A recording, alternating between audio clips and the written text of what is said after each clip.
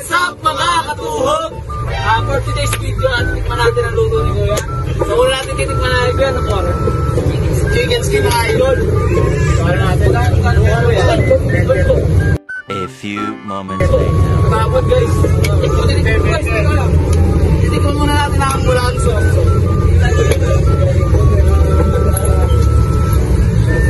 Agad, yummy. Solid guys, yummy. So titikman natin ang solid. Buka. Buti nga buka. Crunchy.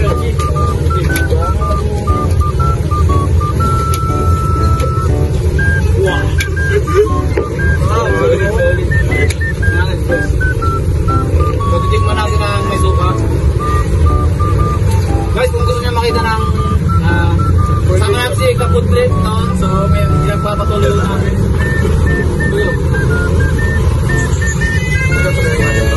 Super Mario. Okay, sa titikman namin dito ay sakong-sakto po siya sa suka. Tama yung pagkakabis ng suka. Tama yung pagkakabito niya. Tsaka yung suka na yan, hindi makapal yung kanyang breading. So yun na, tapos po sa akin, 10 out of 10. Goods guys, good. Sabi siya.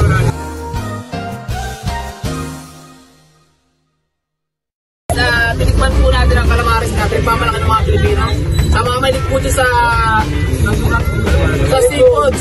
Sa seafoods na ano. So dito natin matatagpuan guys, mga tabi. Sabay naman na ano.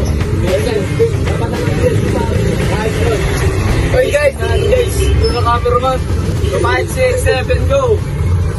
Tapos natin tayo siya. Smile. Ay natin.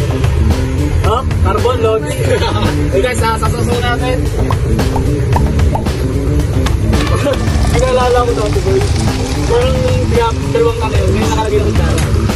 Aray suka. Aray pala yung tubig. Pagkakasang pinta. Ito ang gago. Ay, tikman na po natin. Ayun dahil. Wow. Solid man. Solid po. Solid. Hindi tinipid sa ano. Sa... Solid. Guys, lagi tayong papasalamat sa mga nagtitinda ng mga pagkain nito. Kasi yung iba tinatamad silang yung luto. So dito, tutuog ka lang. Kung walang pagkakalabisan at nagkatrabaho ng ayos. Kaya naman nasabi nyo guys, mga kabataan dyan. Yan si Kuya. Puro cellphone. Hello. Kaya guys, nakita kayo tayo sa next video. Peace out. Yun guys, yun namin. Ayos naman siya. Malinis naman yung pinagdidilan. Saka yung mga pagkain, napakasulit. Hindi siya dinimit sa mga ingredients. Yun lang guys. Then, napansin ko lang doon sa kinain namin. Yung suka. May buhok. So yun guys, pinakagusto ko sa kinain namin.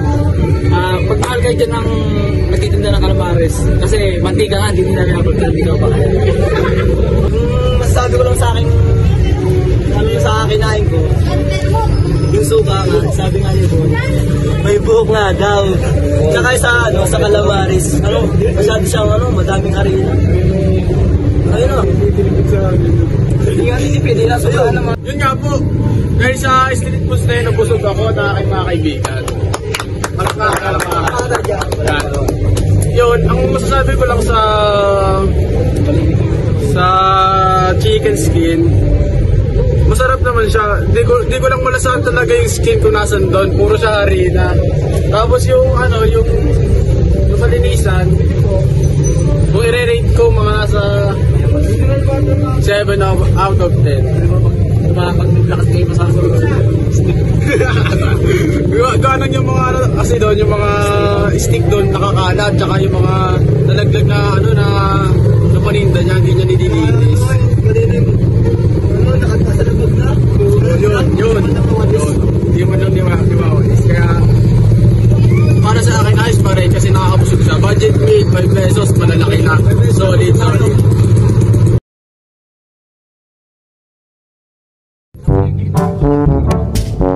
Masabi naman sa akin kung nakain. Sa oras na po, hindi mo nakagaw.